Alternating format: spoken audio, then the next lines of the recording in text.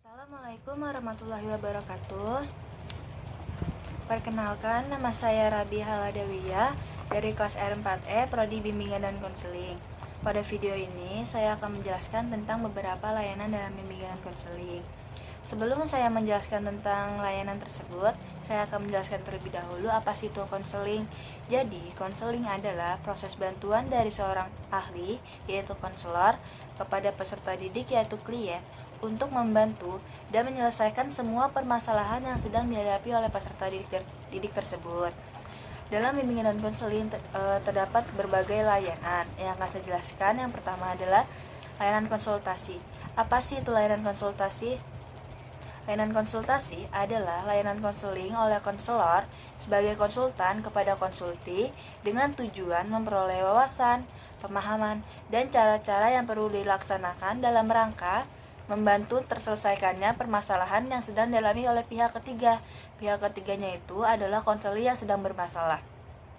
Pada layanan konsultasi ini terdapat dua tahap. Yang pertama adalah tahap konsultasi yang dilakukan oleh konselor kepada konsulti. Dan tahap kedua adalah tahap penanganan yang dilakukan oleh konsulti kepada konseli. Konselinya itu adalah pihak ketiga yang bermasalah. Dalam layanan konsultasi ini memiliki komponen. Yang pertama adalah konselor. Konselor adalah tenaga ahli konseling yang memiliki kewenangan melakukan pelayanan konseling pada bidang tugas pekerjaannya. Konselor membantu konsulti untuk menyelesaikan permasalahan yang sedang dialami oleh pihak ketiga. Komponen kedua adalah konsulti. Konsulti adalah individu yang meminta bantuan kepada konselor agar dirinya mampu menangani kondisi atau permasalahan pihak ketiga yang menjadi tanggung jawabnya. Yang komponen ketiga adalah pihak ketiga. Pihak ketiga adalah individu yang memiliki permasalahan yang sedang ditangani oleh konsulti. Nah, dalam layanan konsultasi ini memiliki asas. Yang pertama adalah etika dasar konseling. Etika dasar konseling ada 3, yaitu kerahasiaan, kesukarelaan, dan keputusan yang diambil oleh klien itu sendiri. Yang kedua adalah kemandirian. Apa yang dilakukan konsultan dalam layanan konsultasi ini terhadap keputusan yang diambil oleh konsulti sama saja yang dilakukan oleh konselor dalam layanan konsultasi ini. Yang ketiga adalah asas-asas yang lain. Dalam layanan konsultasi memiliki tujuan umum. Tujuan umum layanan konsultasi bertujuan agar konsulti dengan kemampuannya sendiri dapat menangani kondisi atau permasalahan yang dialami oleh pihak ketiga. Dalam hal ini, pihak ketiga mempunyai hubungan yang cukup berarti dengan konsulti, sehingga permasalahan dialami oleh pihak ketiga itu setidaknya sebagian tanggung jawab oleh konsulti. Hal-hal yang perlu dikembangkan pada diri konsulti melalui konsultasi yaitu WPKNS. Apa sih itu WPKNS? Wawasan, pengetahuan, keterampilan, nilai, dan sikap. Yang pertama itu wawasan. Konsulti perlu memiliki wawasan secara umum tentang pihak ketiga, meliputi diri pihak ketiga itu sendiri. Yang kedua ada pengetahuan. Konsulti perlu memiliki pengetahuan yang cukup memadai tentang hal-hal spesifik yang berkenaan dengan kaitan antara diri pihak ketiga itu sendiri. Yang ketiga ada keterampilan.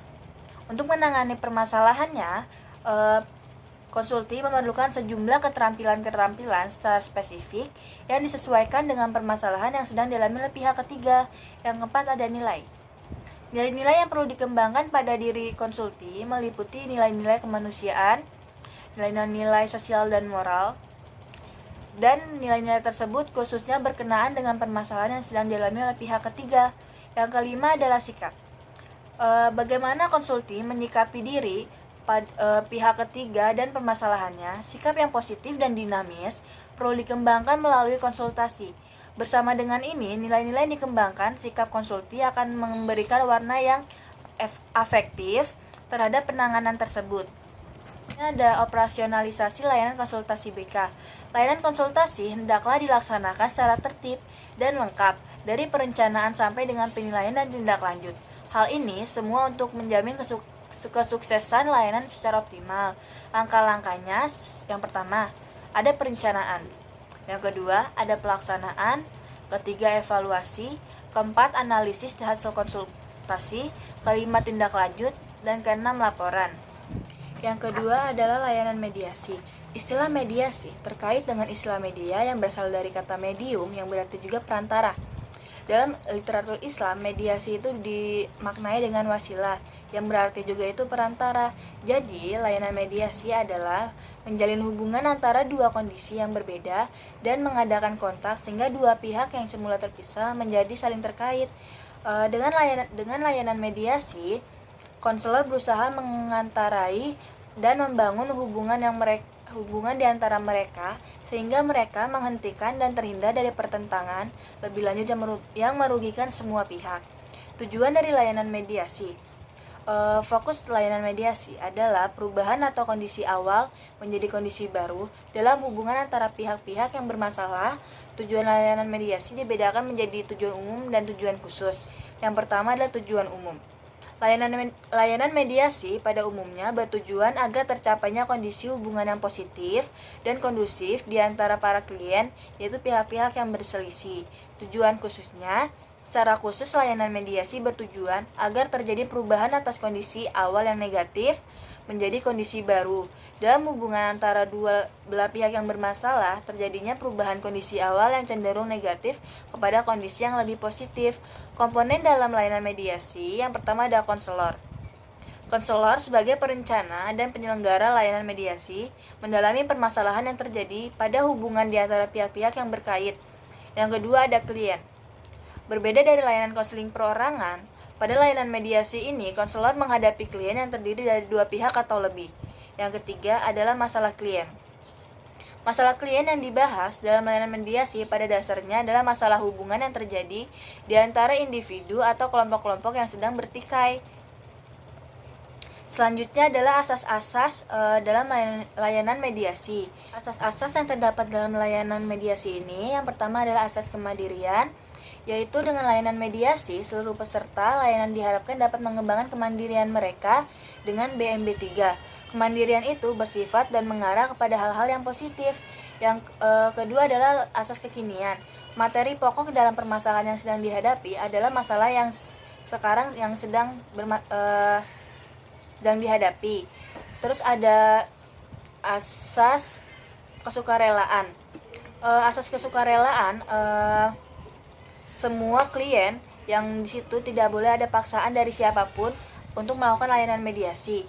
Selanjutnya adalah asas keterbukaan. Semua permasalahannya, masalah klien itu harus terbuka kepada konselor agar semua permasalahan itu dapat terselesaikan oleh konselor dan tidak ada yang ditutup-tutupi. Yang terakhir ada asas kerahasiaan. Asas kerahasiaan ini sangat penting karena semua data pribadi, semua permasalahan klien hanya konselor yang tahu, dan konselor harus menjaga rahasianya. Pendekatan, strategi, dan teknik. Yang pertama ada format kolaboratif. Dalam layanan mediasi, konselor menghubungkan orang-orang yang berkaitan dengan masalah yang akan dibahas. Yang kedua ada pendekatan. Yang ketiga ada strategi BMB3. Sejak awal kegiatan layanan konselor menegakkan strategi BMB3 untuk mendorong kedua belah pihak berpikir, merasa, bersikap, bertindak, dan bertanggung jawab positif mungkin dalam menghadapi, membicarakan, dan mencari solusi. Yang keempat ada teknik.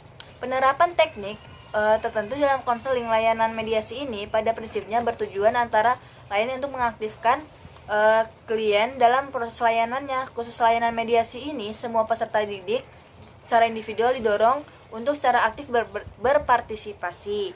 Ada dua teknik. Yang pertama teknik umum. Yang pertama penerimaan terhadap klien dan posisi duduk. Yang kedua ada penstrukturan, ajakan untuk berbicara. Dan yang ketiga selanjutnya ada teknik khusus. Yang pertama adalah informasi dan contoh pribadi, perumusan tujuan, nasihat, peneguhan hasrat, dan kontrak. Kegiatan pendukung layanan mediasi, sebagaimana layanan-layanan yang lain, layanan mediasi juga memerlukan kegiatan pendukung. Adapun kegiatan pendukung layanan mediasi antara lain aplikasi instrumentasi. Sebelum melakukan aplikasi instrumentasi, terlebih dahulu harus diketahui hal-hal apa yang perlu diungkap berkenaan dengan permasalahan yang berkasus pada anggota kelompok. Yang kedua ada himpunan data. Apabila peserta layanan mediasi adalah siswa di sekolah, himpunan data yang telah ada bisa digunakan dalam layanan mediasi. Yang ketiga adalah konferensi kasus. Menurut Prayitno, layanan mediasi merupakan konferensi kasus mini karena dihadiri oleh dua pihak yang berselisih atau bertikai dan dilaksanakan oleh konselor. Ada 3 jenis konferensi kasus mediasi. Yang pertama, konferensi kasus yang dihadiri oleh peserta layanan mediasi dan pihak-pihak yang lain yang dianggap membantu menyelesaikan permasalahannya. Yang kedua, ada konferensi kasus yang dihadiri oleh wakil-wakil pihak lain. Yang ketiga, ada konferensi kasus yang dihadiri oleh pihak-pihak lain yang dianggap membantu dalam menyelesaikan permasalahannya. Operasional layanan mediasi. Yang pertama ada perencanaan, pelaksanaan, evaluasi. Evaluasi itu terbagi menjadi 3, yaitu evaluasi atau penilaian segera, dan kedua evaluasi atau penilaian jangka pendek. Yang ketiga ada evaluasi penilaian jangka panjang. Penilaian dalam layanan mediasi dapat dilakukan secara lisan, tertulis, atau format individual atau kelompok. Responden untuk penilaian segera adalah seluruh peserta layanan, sedangkan untuk responden untuk penilaian jangka pendek dan jangka panjang dapat diperwakilkan daripada pihak-pihak berselisih atau bertikai. Analisis hasil evaluasi. Analisis hasil evaluasi pada tahap ini, kegiatan dilakukan adalah penafsiran hasil evaluasi dalam kaitannya. Yang kelima, ada tindak lanjut. Pada tahap ini, kegiatan yang dilakukan adalah penyelenggarakan layanan mediasi, lanjutan untuk membicarakan hasil evaluasi dan memantapkan upaya perdamaian. Yang keenam, laporan.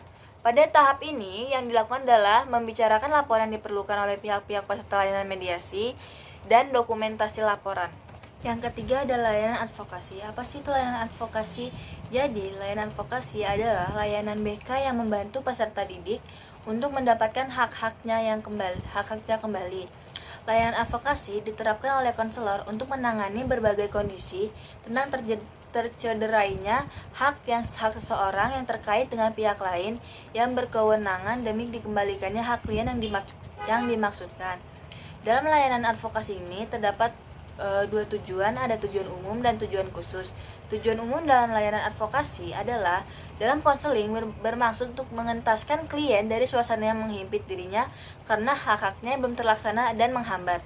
Tujuan khusus dalam layanan advokasi ini adalah dalam konseling adalah membebaskan diri klien dari hak-hak sebelumnya. Dalam layanan advokasi ini terdapat 3 komponen. Yang pertama adalah konselor. Konselor sebagai pelaksana layanan advokasi dituntut untuk mampu berkomunikasi, mengambil manfaat sebesar-besarnya dari hubungan dengan pihak-pihak terkait. Yang kedua, ada korban pelanggan hak. Itu ada klien. Korban atau klien merupakan person atau individu yang menjadi pelayanan dalam advokasi tersebut. Untuk klienlah segenap upaya untuk terlaksana keputusan atau kondisi yang menerpa klien untuk diangkat sehingga tidak lagi menimpa dan menghinggapi dirinya. Yang ketiga ada pihak-pihak terkait. Pihak terkait pertama adalah person yang memiliki kewenangan untuk mempengaruhi terimplementasikannya hak klien. Asas-asas yang terdapat dalam layanan advokasi adalah asas kesukarelaan dan asas keterbukaan sangat diperlukan.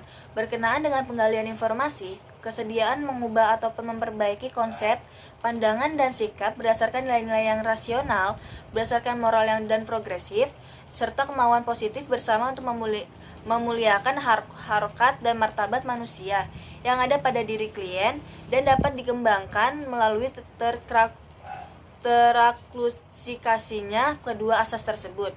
Asas kegiatan pada diri klien tidak banyak dituntut dari klien karena ia sebagai korban. Selanjutnya ada pendekatan, strategi, dan teknik. Yang pertama ada format kolaboratif, yang kedua ada strategi BMB3. Dalam hubungan dengan pihak-pihak yang terkait konselor, mengembangkan suasana BMB3, yaitu berpikir, merasa, bersikap, bertindak, dan bertanggung jawab demi terpecahnya permasalahannya. Yang ketiga ada teknik. Dalam layanan advokasi ini memiliki teknik. Yang pertama adalah teknik wawancara. Diskusi dan mempertimbangkan bersama pada umumnya dipakai dalam hubungan semua pihak. Yang kedua ada studi dokumentasi ataupun data aktual berkenaan dengan kondisi klien dan hal-hal terkait dengan masalah klien. Yang selanjutnya ada operasionalisasi layanan advokasi. Layanan advokasi cukup kompleks dengan pihak-pihak yang terkait dan materi pembahasannya yang bervariasi dan dapat dikembangkan ke berbagai arah. Oleh karenanya, pelaksanaan layanan akan memakan pikiran, upaya, dan kerjasama semua pihak agar tercapainya hasil yang optimal. Yang pertama melalui perencanaan. Satlan layanan advokasi selain berisi identifikasi klien secara lengkap beserta masalah dan kondisi awal dirinya, juga secara komprehensif memuat materi dasar dan pengembangannya. Yang kedua ada pengorganisasian unsur-unsur dan sarana layanan. Yang ketiga ada pelaksanaan layanan, dan yang keempat penilaian. Kelima tindak lanjut. Tindak lanjut dilakukan sesuai dengan hasil penilaian secara progresif pada setiap layanan. Demikian pula laporan yang dibuat dan berupa laporan per tahap kegiatan dan atau laporan lengkap pada akhirnya keseluruhan layanan sesuai dengan keperluannya. Kegiatan layanan advokasi diakhiri dengan disusunnya lapelprok, laporan pelaksanaan program, yang disampaikan kepada pihak-pihak tertentu sesuai dengan keperluannya. Yang keempat ada layanan penempatan dan penyaluran. Apa sih itu layanan penempatan dan penyaluran? Jadi layanan penempatan dan penyaluran adalah merupakan layanan bimbingan dan konseling yang memungkinkan peserta didik atau klien memperoleh penempatan penyaluran yang tepat sesuai dengan potensi, bakat dan minat dan serta kondisi pribadinya. Manfaat layanan penempatan dan penyaluran membantu siswa agar mampu menempatkan sesuai dengan apa yang ia inginkan atau yang sesuai dengan bakat dia, minat dia. Tujuan dalam layanan penyaluran dan penempatan. Tujuan umumnya, layanan penempatan dan penyaluran adalah diperolehnya tempat yang sesuai bagi individu untuk mengembangkan potensi dirinya. Tujuan khusus dalam layanan penempatan adalah untuk mencapai kematangan dalam mengembangkan penguasaan ilmu teknologi atau seni sesuai bakatnya. Fungsi layanan penempatan dan penyaluran yang pertama, fungsi pemahaman. Terpahaminya kondisi individu dan lingkungan yang ada dan yang dikehendaki. Yang kedua, fungsi pencegahan. Mencegahnya masalah jika potensi individu sesuai dengan lingkungan untuk mengembangkan potensinya. Fungsi ketiga, ada fungsi pengentasan. Menyelesaikan masalah melalui upaya penempatan pada lingkungan yang sesuai dengan kebutuhan individu. Yang keempat, ada fungsi pengembangan dan pemeliharaan. Potensi individu menjadi terkembangnya dan peliharanya dari hal-hal yang menghambat dan merugikan. Yang terakhir, ada fungsi advokasi. Menghindari individu dari keteraniaannya, dari hak-haknya. Asas yang layanan penempatan penyaluran. Penyelenggara layanan asas penempatan dan penyaluran sangat terbuka dan seringkali mengikutsertakan pihak-pihak yang di luar konselor dan subjek layanan. Dalam hal ini, asas kesukarelaan dan keterbukaan sangat penting untuk layanan penempatan dan penyaluran. Komponen dalam layanan penempatan dan penyaluran, yang pertama ada konselor. Konselor sebagai pelaksana layanan penempatan dan penyaluran adalah ahli pelayanan konseling yang sangat peduli terhadap optimalisasi perkembangan individu demi kebahagiaan kehidupannya. Yang kedua, ada subjek layanan dan masalahnya. Subjek layanan penempatan dan penyaluran adalah siapa saja yang memerlukan kondisi lingkungan yang lebih sesuai dengan kebutuhan kehidupan dan perkembangannya, baik di sekolah, di rumah, atau organisasi dan sebagainya. Yang ketiga, ada potensi dan kondisi dari subjek layanan. Potensi inteligensi, bakat dan minat, kecenderungan pribadi, kondisi psikosifik, kemampuan berkomunikasi, kemampuan panca indera, kondisi fisik seperti jenis kelamin, ukuran badan, keadaan jasmani. Yang terakhir ada kondisi lingkungan. Ada kondisi fisik, kondisi udara dan cahaya, kondisi hubungan sosial emosional, kondisi dinamis. Metode layanan penempatan dan penyaluran. Yang pertama ada inventarisasi data siswa, studi dokumen, menentukan bentuk-bentuk penempatan. Konselor dan siswa melakukan rencana bersama yang didasari asas kesukarelaan. Strategi politik konselor melakukan kerjasama dengan pihak-pihak yang terkait. Yang terakhir menentukan waktu dan tempat. Cara pelaksanaan layanan penempatan dan penyaluran. Layanan penempatan dan penyaluran perlu diselenggarakan secara terencana dan tertib, mengikuti prosedur dan langkah-langkah sistematis dan strategis. Yang pertama adalah perencanaan, pelaksanaan, evaluasi, analisis, tindak lanjut, dan laporan. Kegiatan pendukung dalam layanan penempatan penyaluran adalah aplikasi instrumentasi, data hasil aplikasi instrumentasi atau data yang terdapat dalam himpunan data digunakan untuk menetapkan subjek sasaran layanan, menempatkan bahan kajian. Selanjutnya ada konferensi kasus. Permasalahan dialami oleh seseorang atau lebih subjek sasaran layanan dapat dibawa ke konferensi kasus dengan menghadirkan pihak-pihak yang terkait. Selanjutnya ada kunjungan rumah. Kunjungan rumah diperlukan untuk mendapatkan data yang lebih lengkap.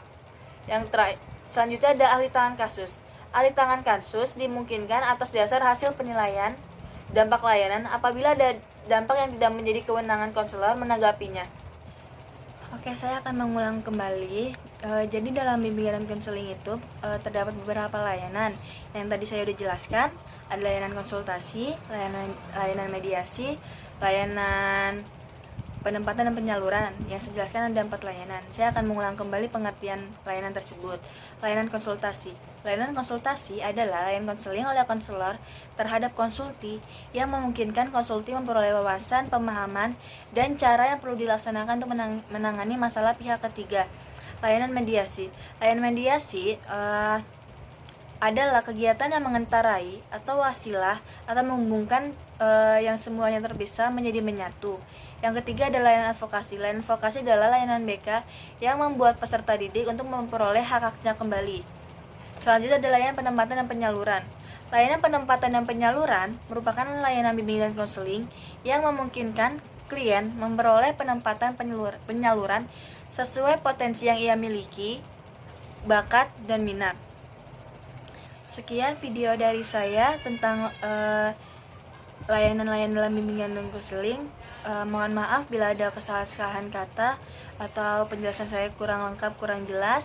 Mohon maaf. Wassalamualaikum warahmatullahi wabarakatuh.